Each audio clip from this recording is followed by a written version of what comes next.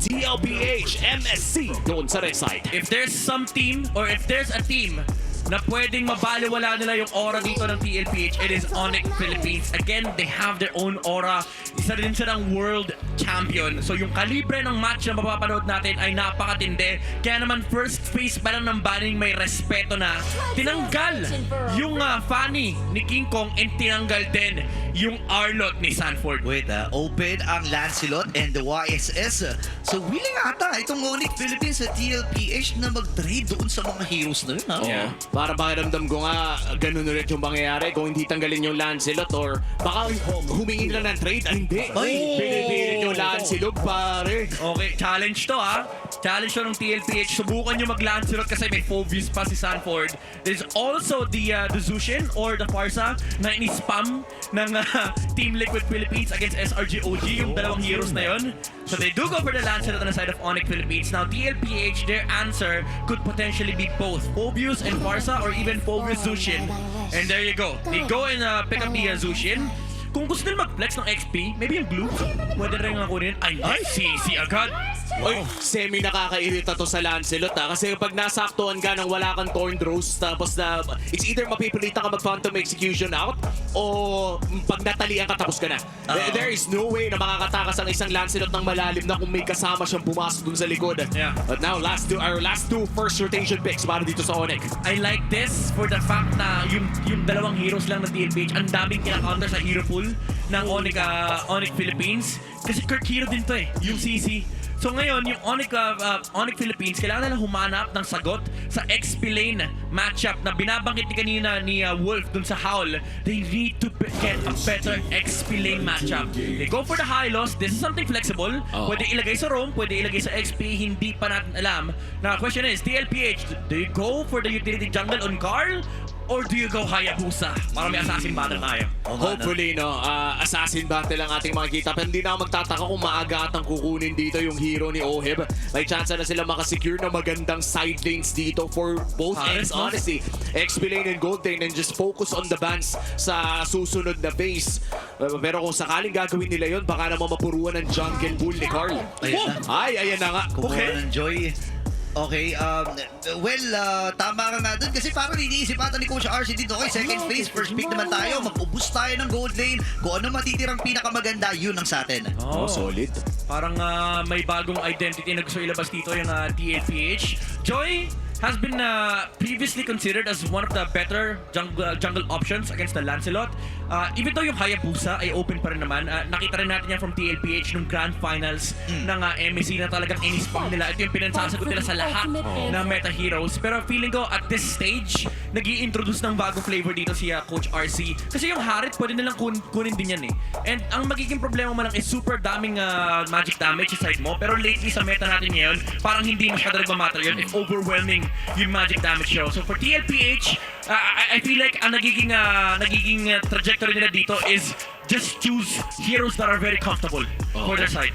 Yun din naman kasi, no, yung comfort talaga malaking bagay na ngayon eh. Kasi pinag-usapan natin to, I think, in another desk or siguro nung panel ng MSC na may dumadating din na oras na hindi na na-explain ng logic yung gusto mong gawin dahil sobrang komportable, sobrang mastered mo lang yung hero and it works out para sa inyo. Last ban here para sa side ng TLPH. Tatanggalin nila ang Phobius. Ano kaya ang ibig sabihin nito? May CC na sila. Hindi ba parang kapag Phobius lugi sa CC? Ang dami kasing dash. I think malilimit yung potential dito ng Joy tsaka nung gold lane na lalabas. Could potential be the Moskov. Honestly, either Moskov or Granger. Unless may na-pick up sila kay Innocent at bigla mag-Bruno dito. Si Oheb kasi that's definitely a possibility. Huling beses na nag-Bruno si Oheb. Blacklist pa ata siya nun. Nasa Rafaela pa ata yung kasama niya against Aurora. Well, recently, umaangat na rin yung Bruno. Si Nets kahapon ay ginamit din yun. Ay, Gatot Kacha ay binan. Second phase, may kakayahan sila na kumuha na ng gold lane. Not unless itatago nila at aalamin muna nila yung matchup sa gold. If they want a better matchup, they could do so.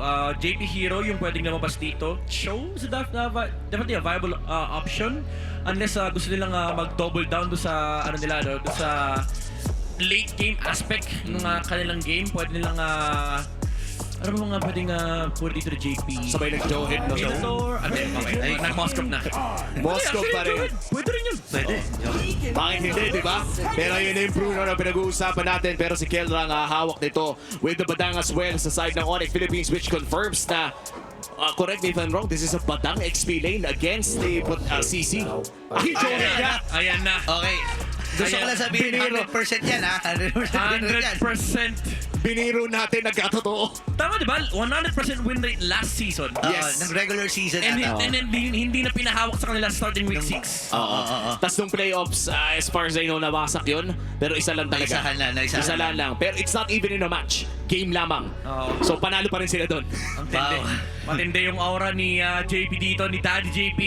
Pwede siya mag-introduce ng bagong kasalanan niya rito na basagin yung kumpiyansa ng Onyx sa game number 1. Again, very invasive Oh. yung laro dito ng TLPH. Last time na nakita natin yung Joy at Joehead na magkasama, I believe Twisted Minds yung kalaro nila last season, yung dilikuran kagad si Outplayed. So pwede natin makita yung TLPH. Lalo ngayon, may pwede silang puruhan ha. Yung Bruno kapag napuruhan nila yan, automatic diretso tayo sa late game for TLPH. And that's gonna be scary para sa Onyx Philippines. Pero ito na, lahat ng mga debate ay kailangan ng mailagay dito sa loob ng Land of Dawn as we head on to game number 1 of Onyx Philippines kontra TLPH. Once again, tagisan ito ng dalawang world champions, MS Series kontra sa MSC. Nakakakilig ito ha. And naalala ko, talagang pinapartner ng Team Liquid Philippines kapag sa Joehead ay isang Zushin eh. Diba? At saka ang hirap kalaban ito ha. Oo. Medyo slow motion ka talaga kapag humarap ka eh.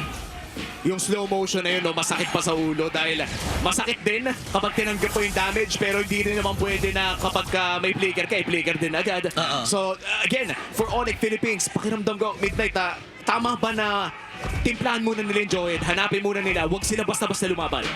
I would say, punish nila yung lack of the Joehead presence Oo. ng early game kasi medyo naging busy si JP i-leash yung Joy. Ngayon level 1 pa lang naman siya, so pwede pang magamit ng Onyx Philippines yung kanilang window to work with the trio mid. So ganun yung ginagawa nila ngayon. Ito na yung typical King Kong pattern na nakikita natin dati pa. Kulang! Ay, nabitin yung Thorn Rose na nanggaling dito sa Onyx Philippines.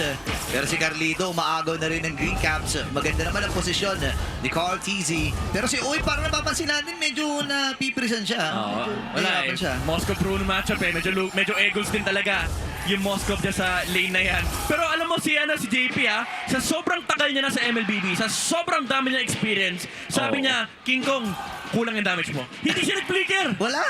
Yun yung ibang klaseng talaga wala nang nervyos sa katawan. Alam niya na mabubuhay siya doon o baka nga hindi worth it na mag-flicker pala yun dahil magkakaroon na nga rin ng pagong. This will be the first turtle of the game at mukhang mauuna sa pwesto ang Onyx Philippines. Hindi pa naman level 4. Dito sila Super Friends pero mukhang magpapa-level 4 na rin dito sa may pagtang mid lane. Nakakatuwa eh, no? Sabi ni JP dito, in a world full of gatot kacha, magbibigay ako ng Joehead. Di ba? Oh, yan, wait lang, kalahati na yung buhay Wala ng nang ulti, Pagong. Wala na atang way ang Team Liquid Philippines na i-contest ito. Parang hero ata ang magiging target nila. Pero mapasok na rin. Fist crack, fist break, and fist crack. Ayun naman, pumasok na rin dito si Sanji. Bibitbitin din si Brusco. Papasok na rin si Carlito. Retribution nila gamit na rin niya. Pero bibitbitin pabalik. Ito si Kirk at mapapatay din. Team Liquid Philippines naman si Sanford. Kalahati na niyang buhay pero makakatakas din sa punish na ibinigay ng Onyx. Turtle para sa kill at si Kirk ang babagsak para sa side ng Onyx Philippines. Sino nga ba nakalamang sa trade na yun? I would say, medyo masaya pa rin naman yung Onyx Philippines kasi nakakuha sila Ayun na, ng sa baba. objective take. Kaso ang dilema is yung pwesto ng mapa, lamang ang TLPH, pababa ang ikot ngayon nila JP. Makakakuha sila ng green camps, effectively malilimatahan and makocompensate yung experience loss na nakuha ng TLPH because of turtle na nakuha ni King Kong. So kahit paano may equalize nila yung playing field. So I would say in terms of long-term gains, mas masaya ang TLPH. Oh, and looking at the gold difference na hatid ng BPI, tigi 100 ng lamang ng bawat miyembro ng side ng TLPH. Kaya naman nakakita tayo ng 600 gold lead sa TLPH na magta-translate sa ating Infinix in-game equipment na papunta na nga ng War Axe. Dito yung CC ni Sanford. Ito yung one item lock item ni CC pagdating ng late, ng laning phase. Yan ang ultimate power spike ng isang CC kapag nakuha niya na yung Warax niya hanggang dulo na yan. Naalala ko kahapon, si Ferds nga, ang naging ruta niya pa doon. Walang sapatos. Oo. Ano ka agad? Correct, Warax Warax. ka agad. Bakit ka pa magsasapatos kung ganun din naman? Malalapitan ka din lang naman. 2v1 ha. Pero wala. Okay lang, hindi niya papalagan. Pantay sarado lang. For Onyx Philippines, medyo nagre-react sila dito sa galaw ng TLPH. Pero may timing pa rin naman yung kanilang lineup. No? Kapag pumasok tayo sa window na magagamit nila yung Bruno, lalo kapag bumaba na yung mga energy shields, pwede sila magtulak ng mga towers. Kailangan lang nila mag-ingat sa mga cross-map plays na pwedeng gawin dito ng TLPH because of the Moscow advantage na meron sila. But for Onyx, wait for your item power spikes, especially the Warax on the Lancelot, as well as the first major item of the Parsa. Oo, at mukhang itong turtle na to ay hahawakan na rin ng side ng Onyx Philippines. Sa pinakaunang bagong inapunta sa kamay ng Onyx at mukhang plano ng Onyx Philippines na sa kanila din mapunta ang pangalawang ito. Ang tanong ay, trade nga ba ang hanap ng TLPH o magko-contest pa sila para sa turtle? Okay, hinahawakan ni Brusco pero binugaw kagad siya ng mga miyembro dito ng Team Liquid Philippines. Si King Kong ay nandun sa may beetle. Pero ang tanong ay lalaban pa ba sila? Hawakan pa rin dito ni Sanford. Brusco ay nanggugulo. Grabe pa din na ginagawa dito ni Brusco. Oy, pero mukhang lalaban na sila dito. Stun tatama sense. Feather air strike na ibilapag na rin. Oh no, patay kagad si Sanford dito ngayon. Tumama rin si Martinez. Brusco with that turtle. Ngayon kailangan naman matras si Carlito. Same with JP. Pero hindi na rin mababonder pa itong si Ohoy. But itutuloy na lang yung kanyang ginagawa doon. Pero si Kurt tuloy-tuloy pa rin. Dami tawan ng kanyang face break. Pero andito na at pagsunod. Flicker na force din para kay JP. At pasang dagat yung Torres sa Uy. gitna. At ang trade naman ata dito, OHEP taking that turret sa may bandang itaas. Sino ang nanalo sa mga maraming trade na yun? For sure, nakangiti ngayon ng Onyx Philippines. Si Oheb may konting ngiti kasi kahit paano nakakuha siya ng pera na naman. But for TLPH, nawalan sila ng control nung na-force out dito yung ejector ni JP. So nabigay yung mga bush, hindi nila nakuha yung third objective na yun. And sunod sa keys to victory ng Onyx dito, yung nakuha nila yung unang dalawang pagong. So yung stampede for the side of TLPH ay bawas. Okay, si JP ata. Okay, ejector ay nabitawan. Sabi si Super Prince, bitaw yung kanyang feathered air strike. Sanji ay sasama na rin. Flash na rin lamang ito si Curry, pero bibit-bitin. Idadali dito kay Daddy JP. Tamang sibat lang si Oheb. Pero hindi na rin lalaban ng Onyx Philippines. Hitin pa. Pero may force pa rin. May pino-force pa rin dito ng Onyx Philippines sa baba. Ang daming nangyayari sa ating mapa. 6 minutes in, pero 2 kills pa lang ang bumabagsak at 2 pagong. All in favor of Onyx Philippines. Pero kahit pa yung 2 pagong ay napunta sa kamay ng Onyx, bakit TLPH ang may hawak ng 1,000 kalamangan? Kasi sila yung sila yung naglalagay ng pressure sa mapa. Yung Onyx parang pinupunta nila yung TLPH. Gusto nila makakuha ng objectives, kaso nagiging malaking problema dito yung threat na ginagawang spacing ni Sanji at ni JP. Na parang laging ready lumaban yung TLPH. Even though, sabihin natin na on paper lamang ang Onyx Philippines pagdating sa mid-game power spike. Kasi yung TLPH, di ko akalain sabihin ko to, pero kailangan pa ng TLPH ng maraming pera. Oo. After ng MSC? After ng MSC, kailangan pa nila ng maraming pera. Kumbaga late game pa yung timing ng lineup nila, considering na yung heavy damage dealers nila ay kailangan ng maraming item. Ang sakit ng mga pokes mula kay Super Prince. Ang baba na mo ni Sanji. Maaaring oportunidad dito para sa Onyx. Pero si Carlito biglang pumasok. Sinipa bigla ni Kera. Ang baba ng buhay na ng pagong, pero malayo na masyado si Carlito para makontest pa o makapag-contest pa dito sa pagong. 3 turtles ay nakuha ng Sonics. Tiis pogi muna talaga if you are TLPH. 3 turtles, napakagandang objective control para sa Onyx Philippines, pero hindi pa rin na nahawakan ng gold lead. As you said, Midnight, yung pressure talagang ini-exert ng TLPH all around the map. Yeah, kasi baliktad yung nangyayari. Yung Onyx, actually, ang gusto nilang objective, hindi lang yung turtle na binabanggit sa keys to victory, kundi pati yung mga tore. Kasi naka-Bruno sila eh. And for TLPH, kahit anong objective yun, masaya sila kasi nakakapag-farm si Oheb. Oo, tsaka mukhang naaagawan na rin pala ng farm si King Kong. Lalaban, however, Phantom Execution in, pero ang referee ay mapupunta sa kamay ni Carl. Ang sakit ni Sanford dito. Kalahati yung buhay ni King Kong. Super Prince with those pokes. And si Oheb, nako, eto na, tumatrabaho na, tahimik na gumagalaw. Itong si Oheb, same with Kera sa itaas. Alam mo naman, itong dalawa hindi magpapalamang sa isa't isa. Kung magpupush ka sa baba, ako din ay magpupush doon sa may bandang itaas. Pero Carl, nahanap na Sanford na talian. Okay. Super Prince ay sumama na rin. Wings by wings sa may poke. At yung fast break and fast crack. Pero Sanji napilitin din ang Crimson Beacon. Haharapan ni Sanford. JP ay nandun. Pero medyo delikado ata pagdating sa hagis siya dito. Pero si Sanford na magiging target nila. Nagamit din yung vengeance. Pero hindi sapat para mailigtas ang kanyang buhay doon. Ito talaga yung ito talaga yung dapat intindihin din ng TLPH once na bumalik sa Pilipinas. Yung mga ganong klaseng plays, napakabilis i-punish. Okay na nakaligtas na si Sanji, pero umabante pa yung CC. And unfortunately for Sanford, tumabi pa siya sa pader. So nagkaroon ng incentive for Trek to actually engage onto the CC dahil alam nila wala namang paparating na follow-up. Wala pang SOD nung time na yon. So it was just the numbers game for the head of Onyx Philippines. Tsaka parang nakakairita pala talaga, no, if you are up against a badang na may kasabay na high loss, not only are you getting slowed ng paulit-ulit, pag di mo pa naiwasan dahil nga sa slow, yung pader ng isang badang, wala ka na talaga choice. Vengeance was the only part of the plan para doon kay Sanford. At ngayon na up na ang pinakauna nating Lord. Mukhang mga dedepensahan pa naman ito ni Sanford, pero kailangan na ang sakit na ni Kelra, pare. Grabe yung mga hampas doon sa Torre. Pwede nilang i-rush to knowing na wala pang vengeance yung CC ng TLPH, and hindi rin pwedeng mahayaan nila si Oheb na masimulan yung slow push may taas, kaya naman nirarush kagad to ng Onyx Philippines. Kalahati yung buhay And nakikita natin sa Infinix Handcam na napipilitan at of-course itong si Young Goat na labanan ito and tumama yung SOD kaya naman si King Kong na secure na yung pag-hore yun. Bruce yung kailangan matras ang baba ng muli ni JP pero hinaabot na siya. Nicaragua with a breaker. Ang mga Onyx Philippines ay naglilinis sa itong housekeeping. Si Carlito naman na magiging target. Tamang normal hits lang. Ang Gonzalo na habol pa ata. Pinagbigyan na si Oil dito. 4-man down para sa Onyx. At dito mo talaga masasabi na bola muna bago bala. Kelra 4-0-1. Suddenly out of nowhere, nakarami ang gold standard. Bumibilang na si Kelra. Tatlo ang namarkahan sa side ng TLPH. Nakatakbo si Oheb. Wala pa naman siyang kills, wala pa siyang deaths. Pero so far, Onyx Philippines, sila ang lumalamang. Grabe, walang makapigil kay Kelra. Ladies and gentlemen, 5-0-1. Pwede pa ata silang magbasag. Wala na rin na makakapigil. And no, Royce Banner nagamit kay Jake sa dalawa.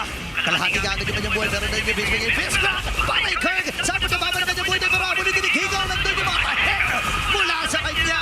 Pero pa silang katapot na kasama. This might be it. Pero kaya ba protektahan nandun itong si Oheb para tulungan ang kanyang mga kakampi. Lord ay nasa may bandang itaas. Kung sila gagamitin din nila. Continue play mula dito kay Sanji and JP, pero mukhang hindi sila gagawa ng napakalaking play. Depensa muna. Kailangan nila ng oras at mukhang makakabili pa naman sila ng konting breathing time. 3,000 ang lamang ng Onyx Philippines. Anong natitirang win condition para sa TL? For TL, kailangan nila talaga matinding tiis pogi. Yun lang muna. And yung siguro yung positioning sa mga team fights. Kasi ngayon malaking problema si Kelra. Imagine mo may bolang lumilipad. 1.5k damage kada babanat sa side ng TLPH. So dapat super protektado ng mga pwestuhan dito ng TLPH na nako-cover nila yung isa't isa. Hindi pwedeng yung nakahiwalay lang si Sanji at si JP. Kasi once na may mga burn na spell sa kanila or kahit skill, sabihin natin yung Crimson Beacon or yung Ejector, ang bilis ng engage ng Onyx. Nandun yung kanilang commitment. Sobrang decisive nung approach nila sa team fight. Tsaka kung magbabasila natin kanina yung damage dealt rankings, no, napakalaki ng gap na ni Kelra at ni Super Friends doon sa mga miyembro ng TLPH. I think 20k yung gap halos.